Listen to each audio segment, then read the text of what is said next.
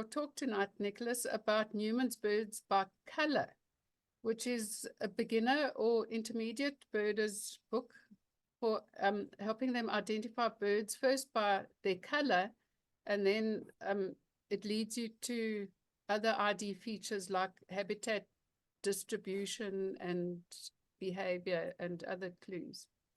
So over to you, Nicholas. Thank you so much, Lynette, and hello and welcome to everybody. Thanks for tuning in.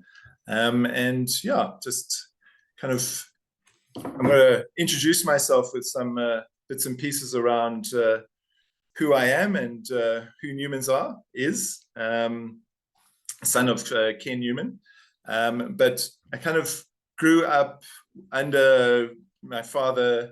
Wasn't an automatic scenario of me loving birds, and they were always quite brown and small and flew away fast. I was far more drawn to butterflies.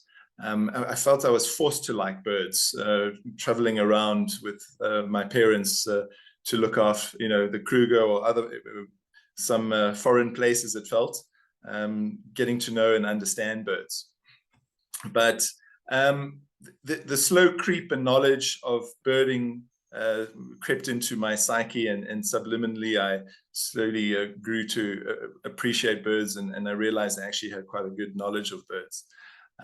But that was me kind of starting a little bit earlier, who Ken Newman was.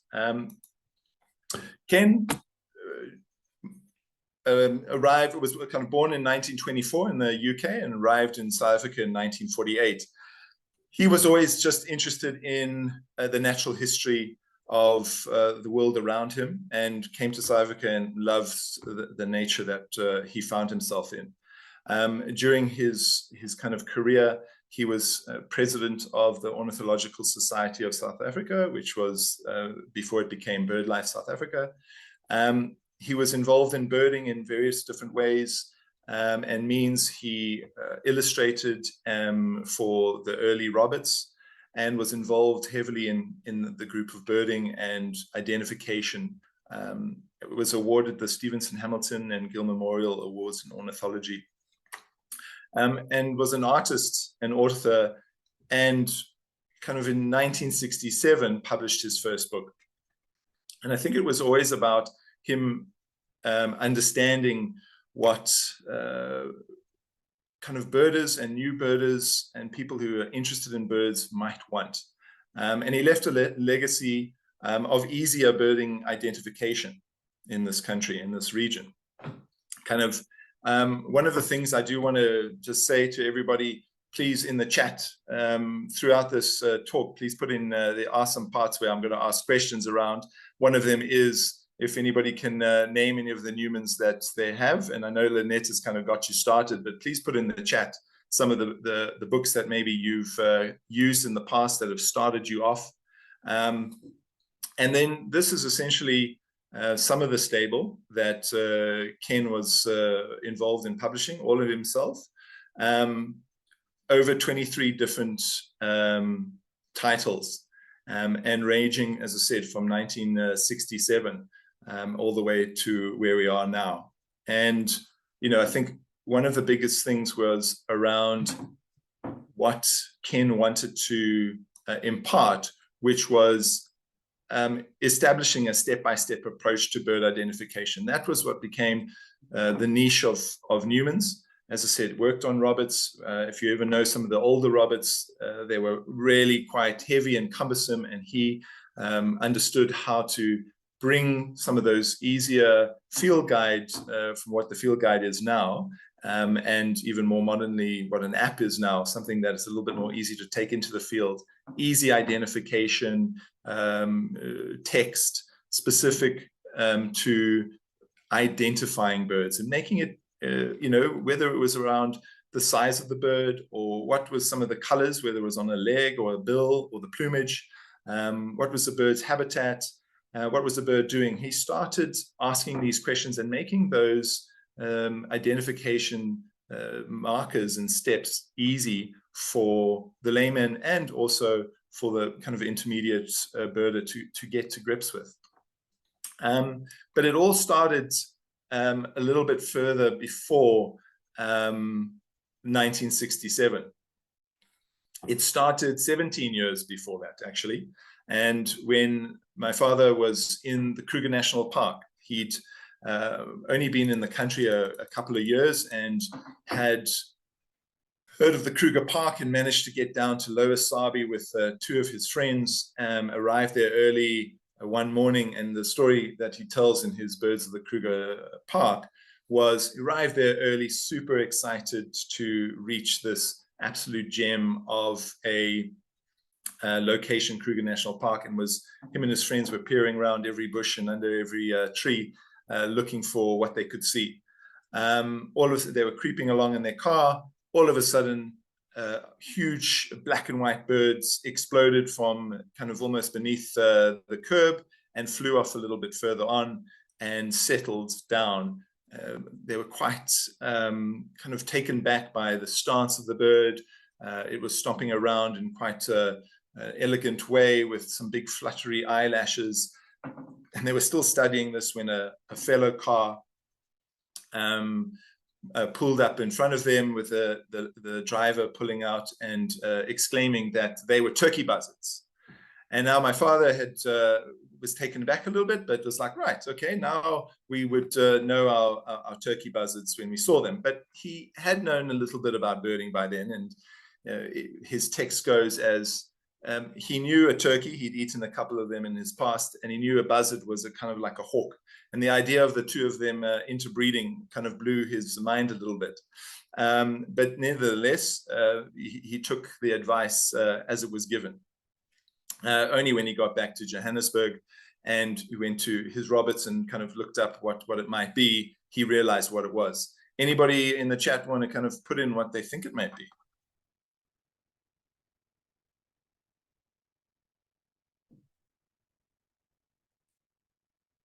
There you go. Somebody, Janet. Excellent. Southern ground hornbill. Correct. And I think it was after this realization and other interactions that my father understood that the need for an easy guide to birds, right? His first edition was Garden Birds of Southern Africa. Again, understanding the mission of Newman's, which was to get as many people interested and involved in birds as possible. And highlighting birds that you found in your backyard was the first connection that he started with to build that. And that was a great success. And he built on those methodologies and the titles as he went on. And kind of went to roadside birds and Kruger birds. And then in kind of 1987, if I'm not mistaken, was the kind of hallmark of the field guide, which was the Birds of Southern Africa, which is started off with the yellow. See some nice chats there. We got the yellow edition was the original. Then it was launched again in the 90s in a green edition. A commemorative edition was the latest one. And they've all been kind of hallmarks of assisting people to get into birding. He was very happy that people would progress and go into specialization and understand. And if you wanted to understand the length of a lark's hind claw, or the gestation period or something, that there were other texts and other deep dives. But for people to get into this beautiful hobby and passion of birding, it needed to be accessible. So that's pretty much the story of how it started, of the methodology of Newman's, and the brand that still exists today. So kind of moving to fast forwarding to today. All right. As I said, despite my reluctance, I was soon hooked in birds in my teens, and kind of enjoyed accompanying my father around the country to many great destinations. And I was starting to work on the Newman's brand probably 5 years ago, and understanding a little bit about where we were and what we were positioning with. And Newman's Birds by Color needed to be revised. So I actually use this as a perfect example as a starting block of what our mission is, which is to get as many people interested and into birds as possible in the region. And, life lists and all these kind of birding terminologies can be quite intimidating to the new birder. And I realized that we wanted to get the concept, of what a new birder might be seeing, and how they might struggle between identifying between a cape and a house sparrow, or a lesser and greater striped swallow. Birding is not just about numbers. It's about including people who want to know more. So I took this edition and I reworked a lot of what was happening and reorganized the species, adjusted some of the layouts, included local regional bird names, and just reaffirmed some of those identification principles. I also then modernized it and brought in photos. And Ken's illustrations accurately depict the bird in a scientific way, but modern photography enhances bird identification. And I think a lot of birders are going out there with great cameras and taking great photographs. And it allows birders to then go home or back to their lodge, or just, settle with that bird that has inevitably dropped behind a branch or flown off, and study it and get that identification. And I think the joy of birding is around being able to identify birds yourself. And that was essentially how I took on this project of bringing birds by color back into the forefront of getting more people into birding and aligning it to the history of what Newman's has always been in the brand. Starting off with quite a few little steps around how I went into the methodology of it. I would take some test groups, friends, family, new birders out into the field and try to ask what they were seeing. I mean, I would maybe spot something and say, oh, it's that. And after a while, especially my kids would be quite unfiltered and say, well, how do you know that is that species? Are you just making up names? And I realized that, I needed to see how new birders were seeing birds for the first time. And one of the first steps was I needed to unlearn everything I'd subliminally learned around birds from the last kind of 30 years. And I needed to completely unlearn that and relearn how new birders might see things. First started by deleting my life list and kind of starting from the very beginning. And this forced me to look at species I glanced over while I was in the bush, while looking for more interesting species. And I kind of had to, because I needed to think about how a new birder might struggle around the difference between a house sparrow and a Cape sparrow, or lesser and greater striped swallows. What were those things that new birders were seeing, and what were they looking at, rather than just knowing, oh, there's the shape or there's the jizz of it? What were the beginning fundamentals that new birders were seeing? So it was kind of understanding this and doing a little bit of testing that started the refreshing kind of approach in rediscovering the essence of birding. And I started seeing birds with fresh eyes. And in terms of this screen, I want everybody you can use the chat. We're kind of talking about color. While I wholeheartedly agree that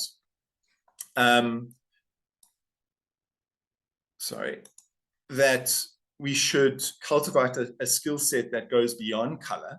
The truth is, despite what anyone might tell you, color is a fundamental requirement in correct identification. So here's a little game that I want to try out with people. Let's start with a quick bird identification exercise. You can do it for yourself, but if you want to put it into the chat at the end, I'll give you a few minutes, or a few seconds, I should say. I'm going to show you some birds, the way that they might appear in nature, i.e. moving quickly out of your sight, but without color. And let's see how many you can identify. All right, here goes.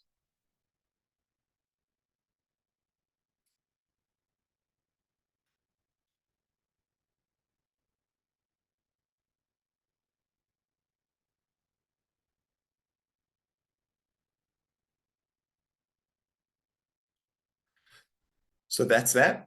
If anybody wants to put in the chat what they may have worked out one of the species may have been.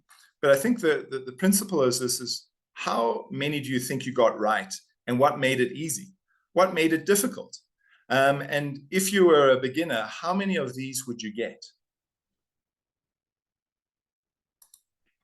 So doesn't color make it a little bit easier? And maybe you got the family of the species, but maybe not the individual. And I think that's where this is important to understand, how color is part and parcel of really getting to grips with identification. And from a new birder, it's one of the most obvious and most impressionable traits of birds. As I said, the use of cameras today in the birders' arsenal is a common and helpful tool. And it really just allows you to be able to zoom in. And I think one of the things around bringing that concept into this book really was quite interesting in terms of how I categorized the species in the book. So obviously, it starts with color as the most predominant categorization. I increased the number of species to about 660. And I began categorizing them into, as I said, colors. And you can see there, kind of from black and white, gray, white, and then the colors of the rainbow, also including speckles and collars, because we're talking about what are some of those differential or distinguishing features of a bird. And it's in the predominance of the color that is assisting in the identification. The fact that you might see a small speck of another color isn't the purpose of this book. It's about that first impression. What are some of those punchy colors that you might look at, or features on a bird that you might look at as a new birder and say, right, where do I help? And this is to help you find and make that identification. And then within each color chapter, I've also ordered them from smallest to largest within there, and just kind of help categorize and order some of the chapters. And I'll talk a little bit more about that. But one of those really interesting things around how people perceive color was doing flashcards of photographs. Photography has kind of brought a really interesting dynamic into identification, because we're able to then really zoom in on some of the features that we may not see with binoculars, or may not have just seen in the fields. You know, color shows differently according to light, whether the bird is moving away from you or is in flight.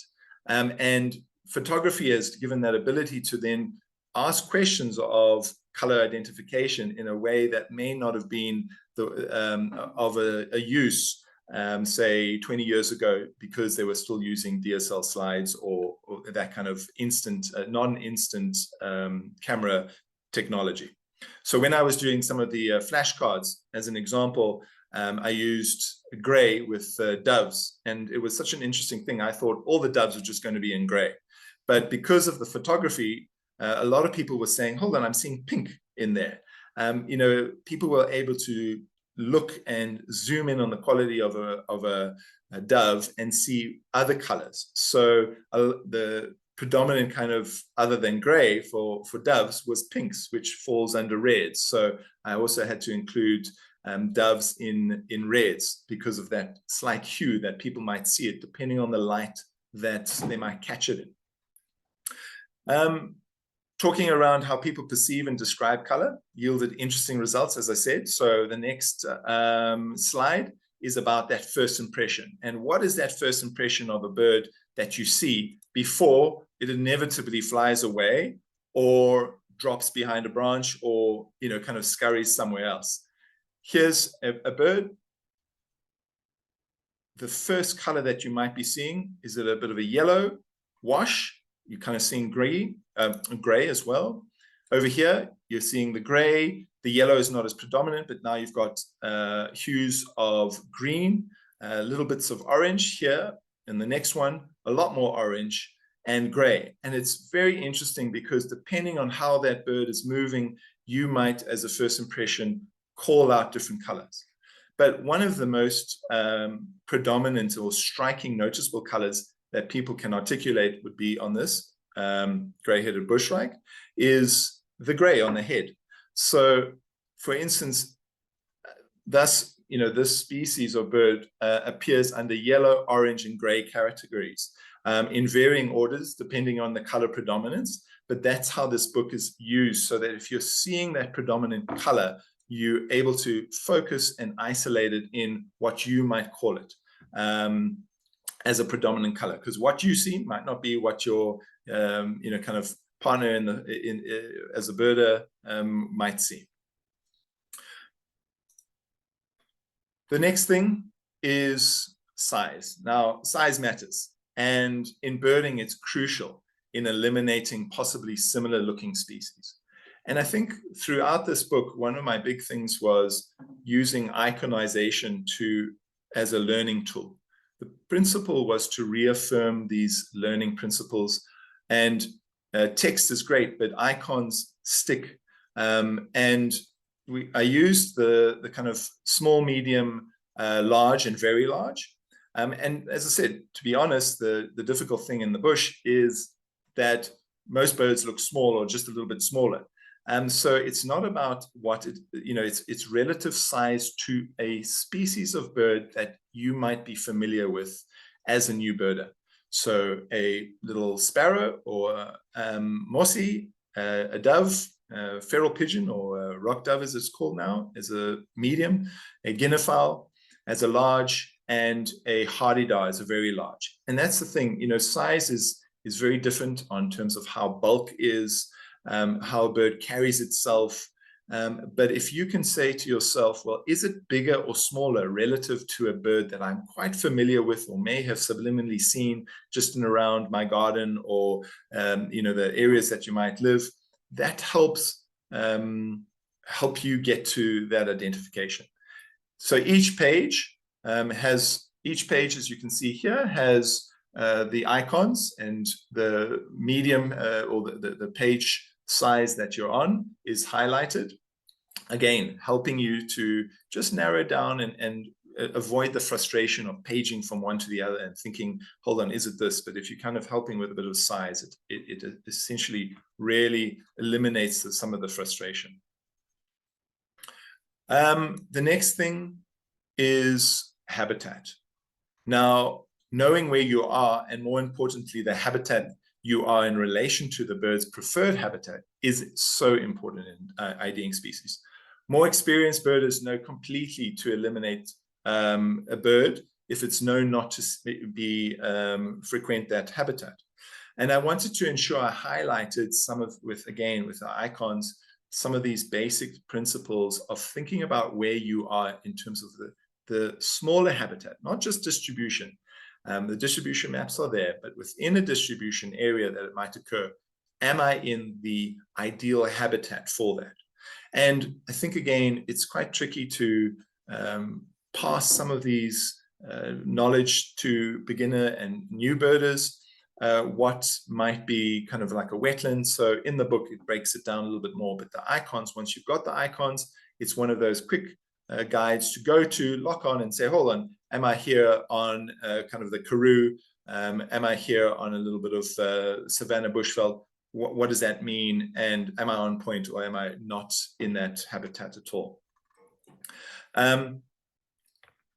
So yeah, a little bit of education around there is part of what this book is about. It's about starting the birding journey, starting with the principles of identification early, and educating people on how to become better birders.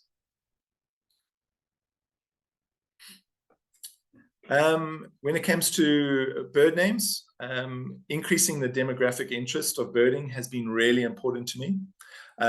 Newman's was a sponsor of INSAB, and which is now SANSAB, which is the South African Names for South African Birds project, which was run by and is run by BirdLife South Africa. The project successfully identified Zulu names for all the birds found in South Africa. And I worked with the organization around making sure that I included as many bird names as I possibly could. For me, including African language names for birds in our region is crucial in broadening the interest and passion about conservation. For me, the thing is, if you have a connection with birds, you have a connection in your own language. And it fosters a personal connection and enriches the experience and cultural ties of nature. So that when you're having conversations around conservation or while you're protecting areas, you can lean on some of those fundamental connections that people had. And hopefully birds is one of them. Language is always changing. And some of these names might well change. We all know some of the English and Afrikaans names are always changing. The scientific names are changing as things happen. And that's part of the beauty. But I needed to start somewhere. So I've included as many of the regional names as possible in the Southern African region, from Namibia, Botswana, Zimbabwe, and then Southern Africa is Eswatini and Swaziland. And, you know, it's really been interesting in terms of the Zulu progress. For instance, some of the names have been onomatopoeic. Some of them have had to be kind of quite literal translations where, for instance, some of the seabirds have never been part of the Zulu region and had to be given names. Some of them, like this Cape Batis, I really like, is kind of very literal translation. It's called Ukdokotela, which refers to, I should say, the traditional medicine man who would wear their medicine bag across their chest.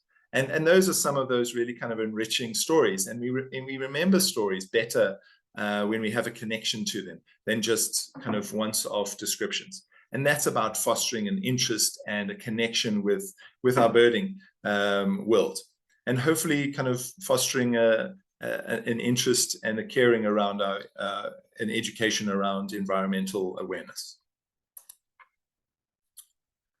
Kind of encouraging that engagement.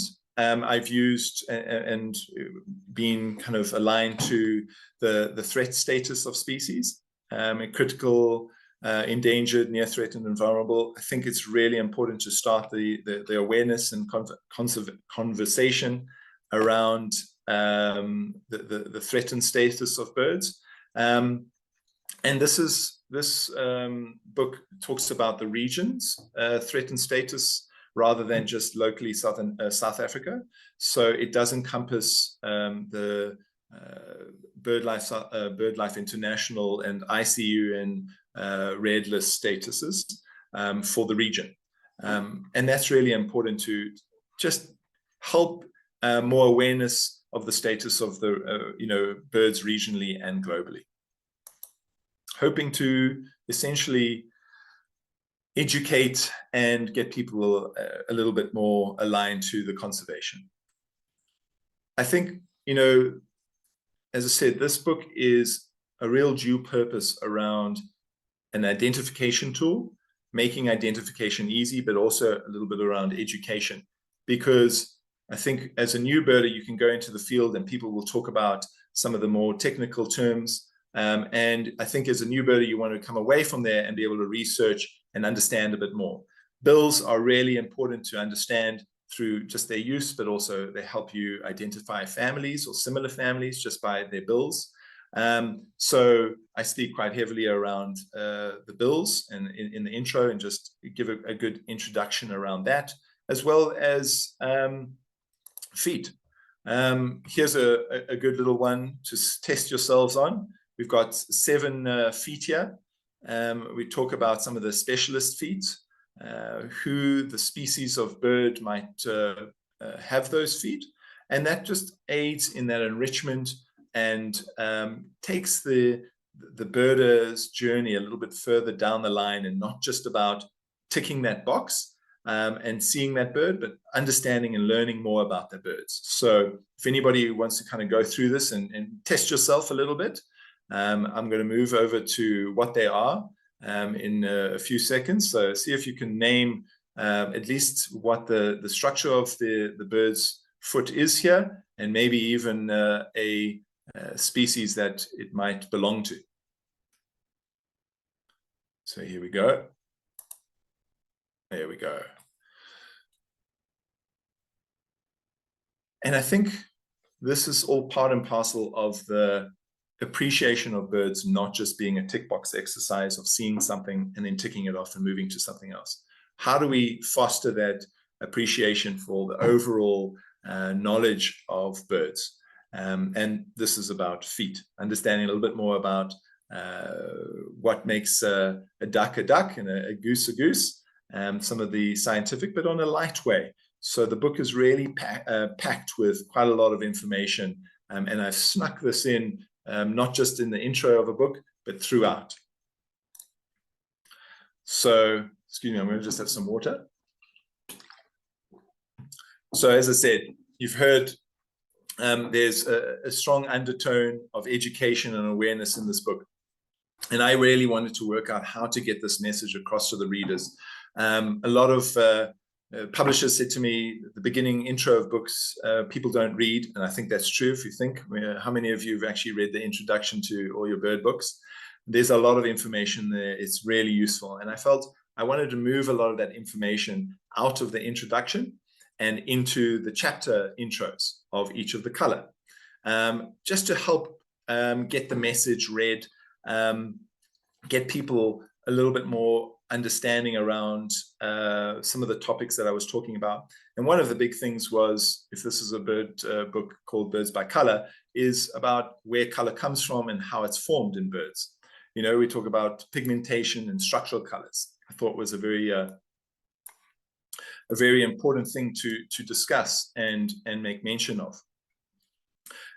Firstly, pigmentation in a bird is formed on a cellular level in birds' feathers. Derek did a couple of months ago a really in-depth version on how color is formed, and you can go into that if you want to understand all the pigments. But I talked about the three primary pigments that you find, which are melanin, carotenoids, and porphyrins. You get another two, which are found in the yellow kind of plumes of penguins, which aren't forms part of this book species, except for the African penguin, but it doesn't have the yellow plumes. And then the green pigment that is found in parrots. So this is really around the three primary pigments of melanin, carotenoids, and porphyrins, and just educating learners, readers about where that comes from, bringing them up to speed on certain things. Some of the diagrams here are around helping the reader to understand a little bit more around how color is produced. So, and also I talk about, for instance, in the black category, what is a melanistic trait? If you go out into the field, maybe a new bird is but taken back by, oh, that's a dark morph or a melanistic morph. Well, what does that mean? And kind of being able to give you that information easily in a kind of impactful way really, I think, helps enlighten a reader, excuse me, around some of those more technical terms, but without making it a highbrowed scenario, making the person feel a little excluded. So I'll talk about what are the benefits of melanin. Now, melanin is the dark, makes the dark, the black, the browns, and that's very much a strength, durability, and flight performance. You might find the primary feathers, the leading edges often of the feather will have melanin in them, which if you think about swifts and swallows that are in the air for a great deal of time, that's one of those durability and flight performance things. So that the feather is not degraded as quickly as, for instance, other colors. I talk about in the white chapter, you know, kind of leucistic birds, what causes leucisticness, or albino, what's the difference? You know, kind of for leucistic birds is a genetic mutation that causes a partial or complete absence of melanin. Birds with leucistic traits may have completely white plumage, but are most often patchy with a dark or blue eyes still remaining. Where albino birds is the absence of the enzyme triosinase, which is responsible for producing melanin in the birds. And the bird's eyes are usually red or that kind of quite pinky, zombie kind of looking. But yeah, this is all this information I've packed into those intros. Here's kind of the pigmentation of a bishop here. And then I talk about carotenoids. Carotenoids giving the reds, yellows, and oranges, and some of the browns. And what's really interesting about kind of carotenoids is that it's acquired in the bird by consuming plants, or by eating insects or animals that can consume plants. So if you think about how does a raptor get carotenoids in its feathers and its plumage, it would get it through eating mice or its prey. Let's just say it may not be mice, but its prey that might be eating, or insects that might be eating plants. And that's the transference of how pigments are derived in the birds. Lastly, in the chapters of green and purple, I talk about porphyrins. Porphyrins I really, really enjoy.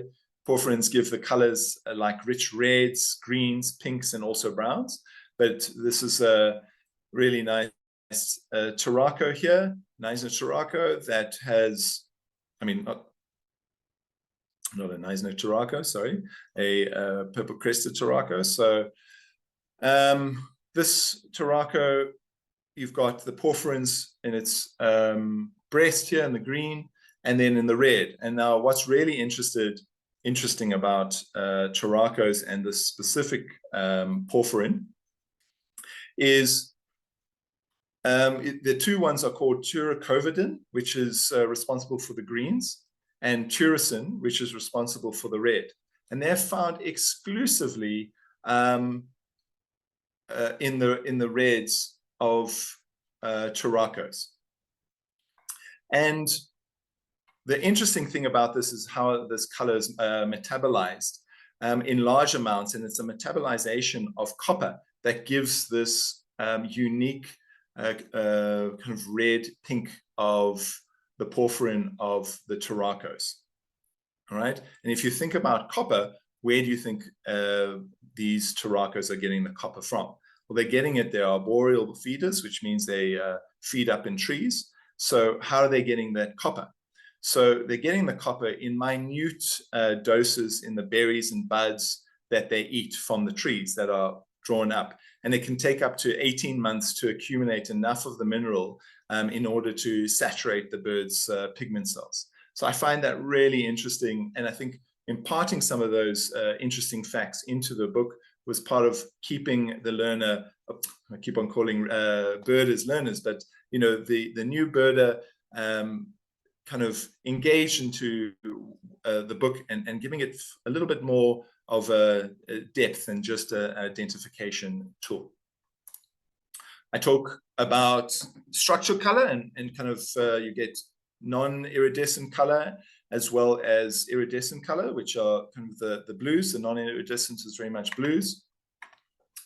In this, and non-iridescent color is formed in a slightly different way around refraction of light, and it's the structure of the bird's feathers that help with that refraction. So if that, and it's the design of the feather. So for instance, in this, the sunlight comes in, and then you get these, passes through that keratin cortex, which is the outside protective layer of a feather, and bounces through this very spongy layer of keratin and air structure, and that manipulates the light, and different wavelengths are then absorbed on the base of the feather, where it's will have a black layer, and then the refraction of blue light is what we would see from the viewer, and these are really quite interesting in terms of how that would come out.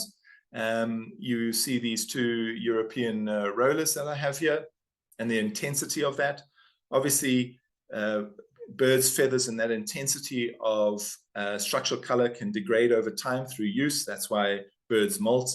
So fresh plumage for long distance migrants is important. Also fresh plumage for just before when they're mating. So you've got that intensity and a clean structure to the structure of the feather, which can degrade over time.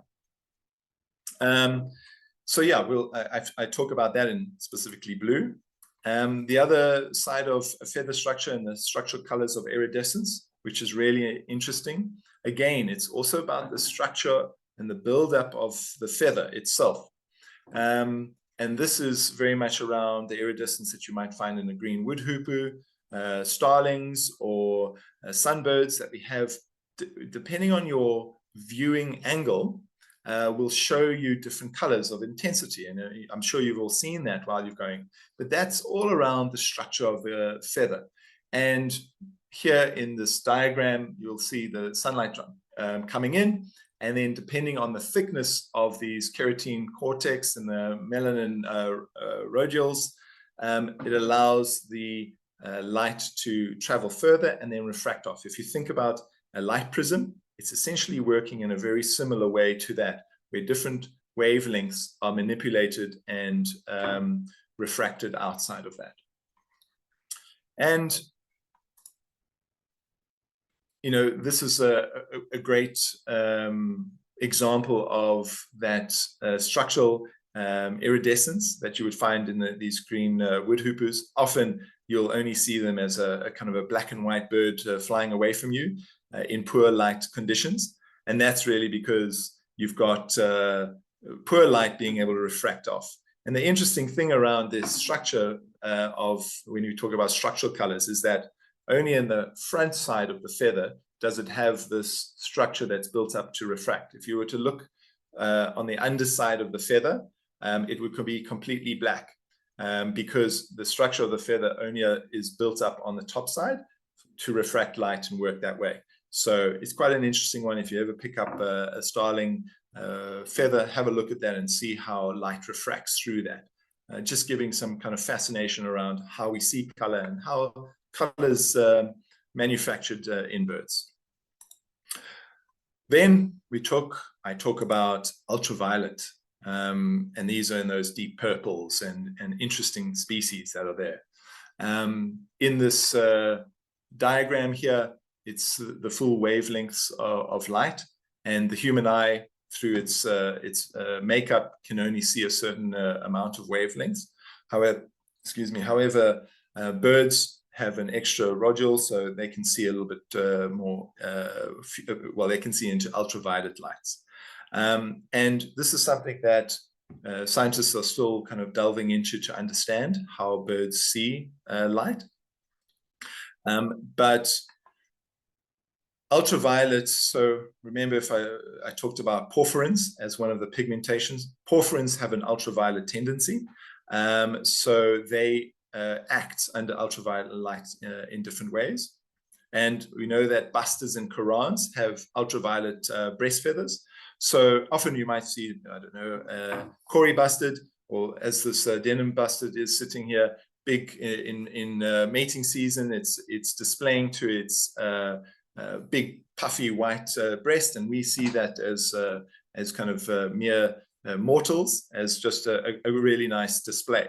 But actually what's been found is that in the inner breast feathers, the small little breast feathers that are close to the chest, that they have ultraviolet tendencies and therefore are actually exuding something that we're not seeing, and might be very eye-catching for females. It may advertise a level of virility or fitness to a female that we are only starting to understand.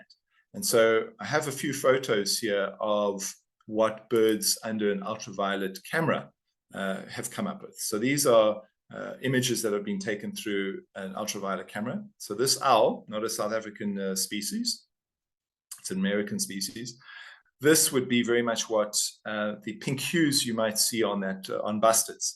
It's this vibrantness that is close to the skin, protected, and comes in different kind of intensity. At the top, Cape starling, or what was previously known as European starling. Oh, sorry, not Cape starling, common starling. So European starling. On the left is what we see it. On the right is an ultraviolet camera, and it's intense. And I think we need to understand that that intensity may be just the intensity of that camera, of that ultravioletness. And what we know is that the ultraviolet tendencies weaken over time when exposed to sunlight, resulting in various fluctuation levels of ultraviolet kind of intensity. So, and you got to remember, the one on the right is specifically ultraviolet, and birds are seeing the full spectrum. So they may not be tripping out like this quite intently. They're seeing the full spectrum. It can be, as I said, the intensity of that might vary. We can think about the intensity probably being there a little bit more around the breeding times, but the more like a weaver that comes into, or a bishop that comes into the breeding season, fluttering underneath its nest or to attract, might be having some of these ultraviolet tendencies. But the more it flutters, the more it is exposed to sunlight, and may then be degrading over time. As I said, this is still kind of an unknown world, and scientists are still trying to work this out, but we're definitely kind of understanding a little bit more through some of the research that's going on. So really kind of interesting to understand how birds are seeing each other beyond the color schemes that we're seeing each other on. And that kind of adds a little bit of interest to behavior and that kind of stuff that you might see out in the field. Lastly, I've wanted to, as you understand, kind of really kind of work around awareness and some of the plight of birds. Hoping to just kind of bring the awareness on an early stage in people's journey into birds around some of the effects that are having with our species regionally.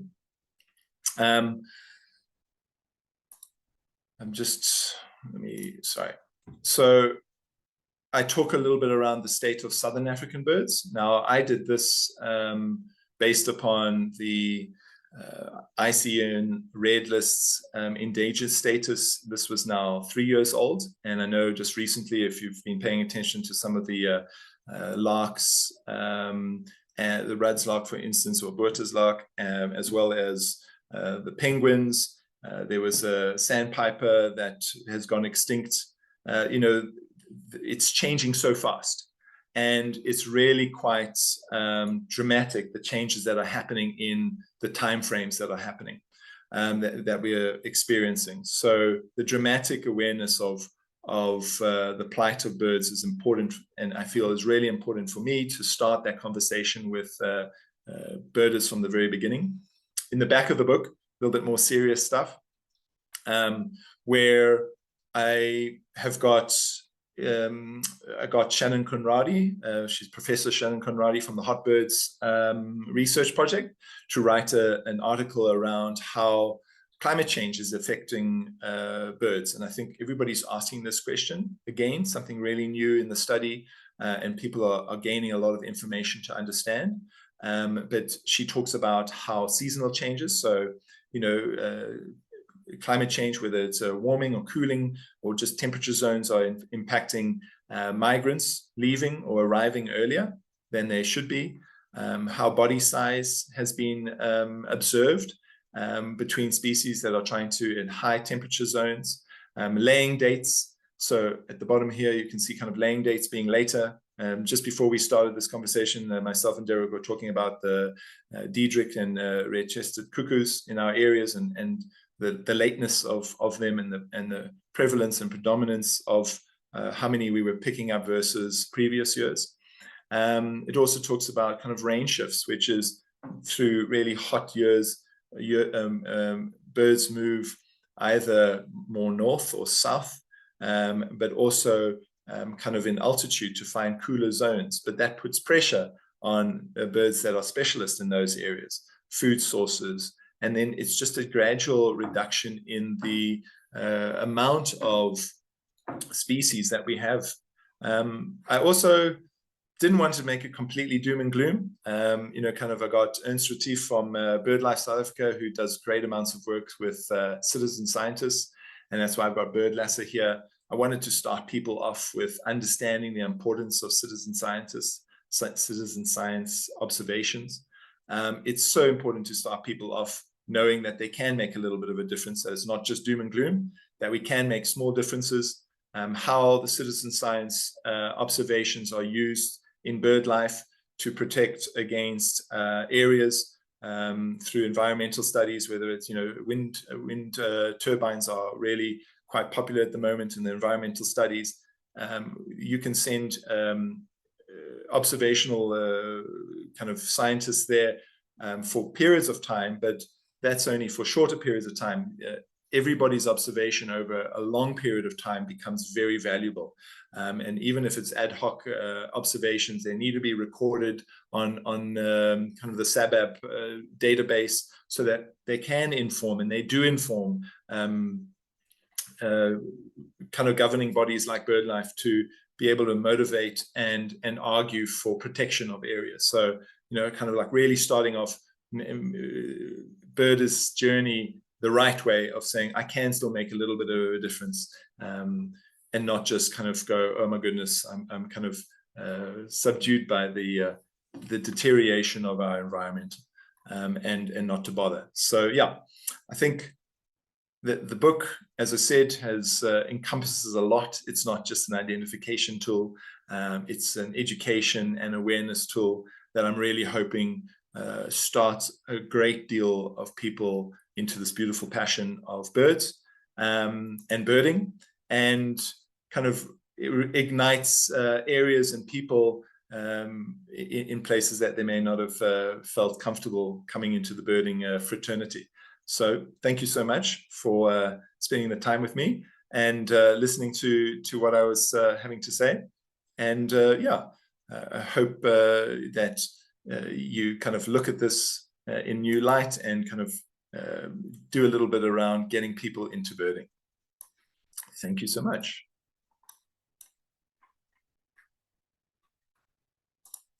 Thanks so much, Nicholas. That was really fantastic. I really enjoyed it. I'm definitely going to get that book, even though I'm not a beginner birder, but I'm very interested in that section about light and how it refracts. Yeah, I'm going to just, exactly. Yeah. Where am I? Just wanting to stop sharing here. Okay. Please, anyone watching, if there are any questions, just pop them in the chat box below. In the meantime, Nicholas, we can talk about, Rosie was saying her Newman's book is the first book that she had on Southern African birds, and she lives in the UK. And she said it's her go-to book, even though she's got other field guides. So, that's quite good. Well, I'm very happy to hear that. Yeah, Pat Nurse said she's got Birds of Botswana autographed by your dad. Oh, nice. Very nice. I think, sorry, I'm struggling to just stop sharing here. If you want to kick me out, please do. It's fine. We can carry on doing the Q&A like this. And Peter was saying, yeah, you go. No, carry on. Peter was saying he's got the original field guide, the green one. He took your dad on his first pelagic trip for his 80th birthday with James. Oh, wow. Yeah. Oh, wow. Oh, with James Clark. That's great. Was that? Well, I think I was saying to you, Lynette, around the notes, I've done quite a few bird talks around and about and engaging with people that have started off with Newman's. And I think, the notes and the comments that are in the books are actually, I think, really worth gold. You said that you've migrated yours onto a spreadsheet. I don't know if everybody's been as diligent as you in terms of doing that. But, I kind of hope their books are there to be used. And I love seeing a book that have been well paged and some notes in there from when you saw it, maybe.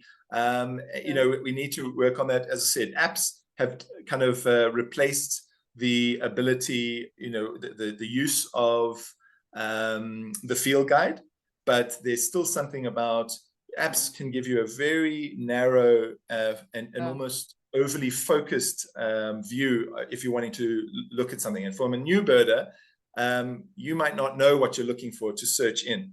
Whereas a book, you can still page and see some reference or, it kind of looks like that, maybe looks like that. And you've got a kind of double spread for you to start, first of all, subliminally kind of seeing what the birds might be that are similar to that, but also in reference to. Apps are great for just like that, really kind of focused. I know more or less it's this one or this one, and I'm going to just search between the two or in a family. But if you don't know what the families are, and you're starting off trying to work out just what that identification is, this is where books really still hold a really good position for birders in all kinds. I still love my books. They help me kind of move through.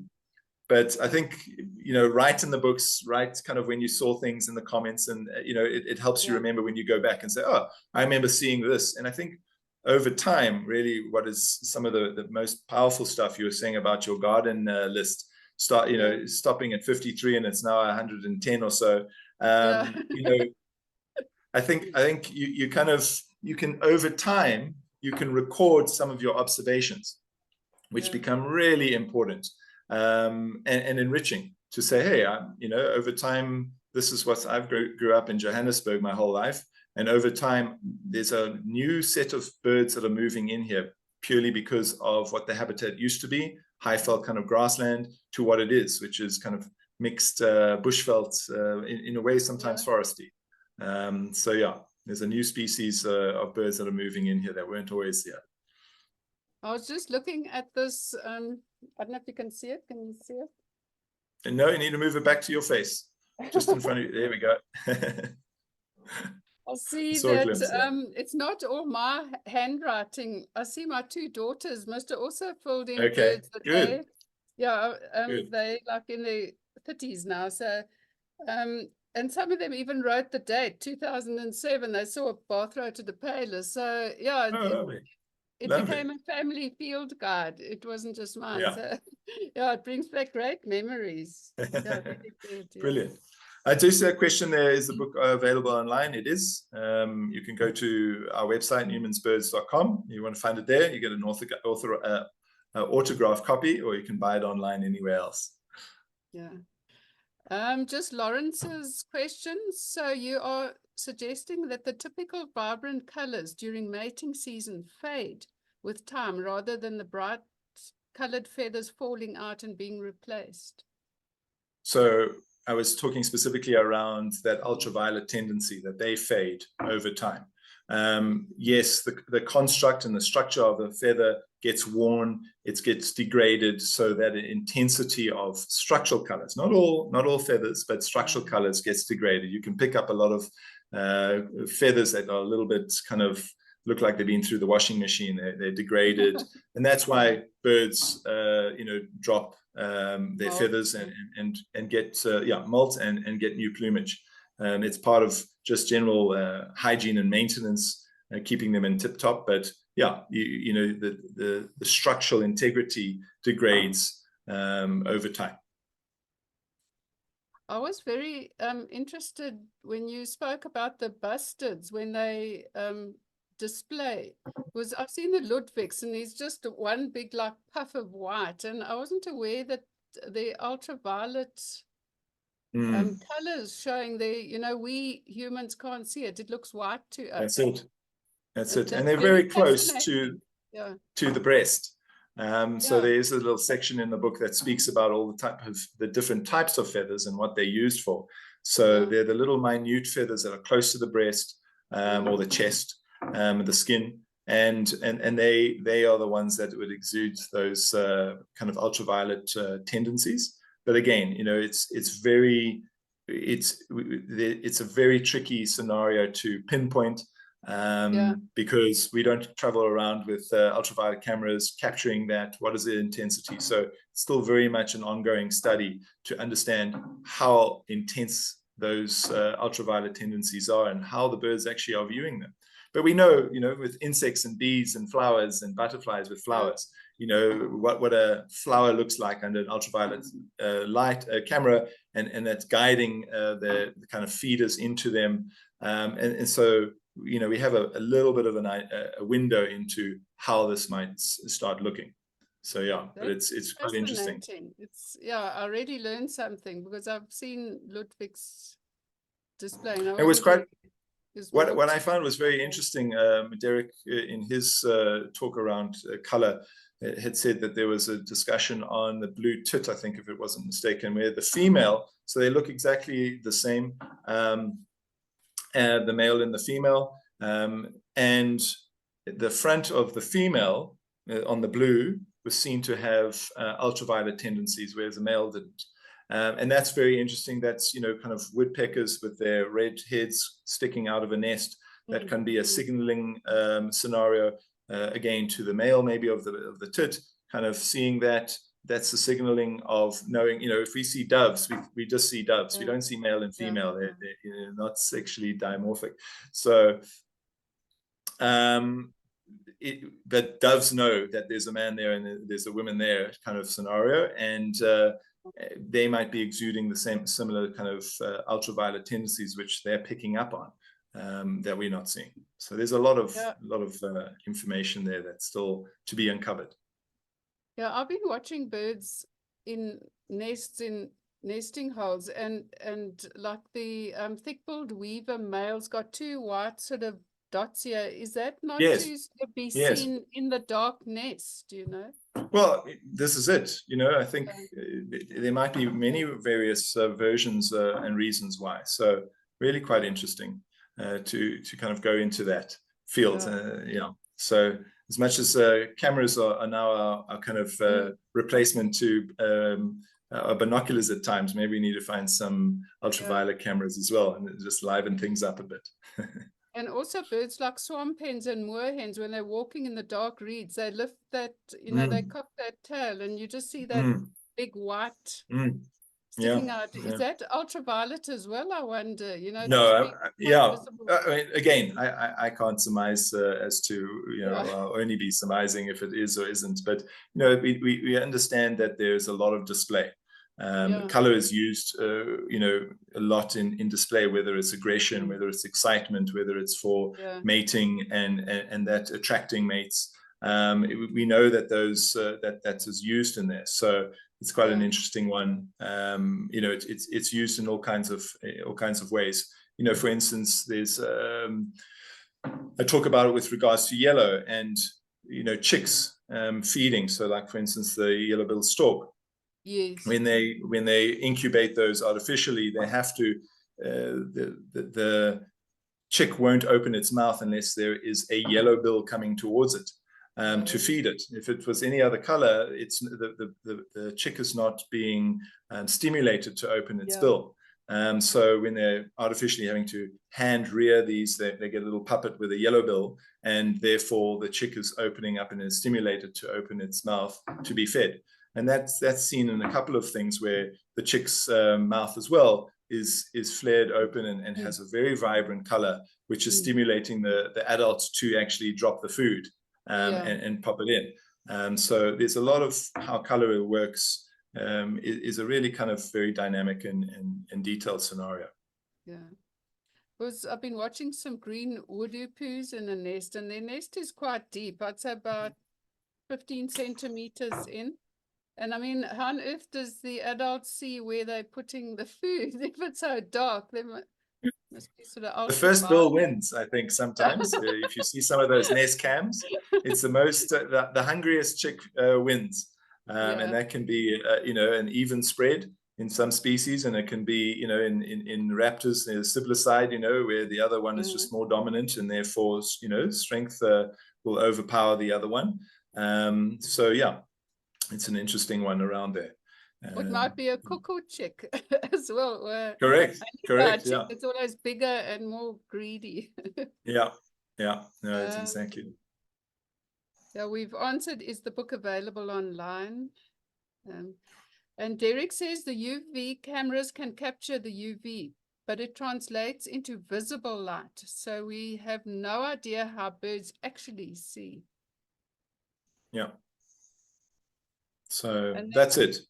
We need to get some AI involved and see if they can work out what that missing nodule in our eyes is picking up. I'm sure one day in about 10 years' time they'll have like binoculars that see UV, so we can see the way birds see. Let's hope. It will still be a manufactured color because we won't see it. Elizabeth asks, any recommendations for UV binoculars or cameras? No, I think that's where Not Derek's yet. kind of question answers that, but no, I don't think so. Yeah, maybe 10 years time it will be available. As I said, I think it's going to be a manufactured scenario there. Yeah. Of color. Yeah. Any more questions quickly before we wrap up? Many people have enjoyed your talk. Excellent talk, Nicholas. Awesome, wonderful presentation. Thank you so much, everybody, for attending this evening. Yeah, And I'll just come lots- back in to say thanks as well, and great presentation, and maybe we'll see you again in a year or two. Yeah, thank you so much, Derek and Lynette, and yeah, thank you so much for everybody tuning in and giving me your time. Appreciate it. Yeah, will Thanks, the books everyone. be Bye-bye. available at like Bargain Books? Where are you said? I think so. Yeah, they are. Cool. Yeah, I'll definitely go and have a look. Good no stuff. more questions. No, everyone's saying thank you very much. Awesome. Thanks very much, Nicholas. Cheers. Bye-bye, Thank you so everyone. much. Bye. Cheers. Bye.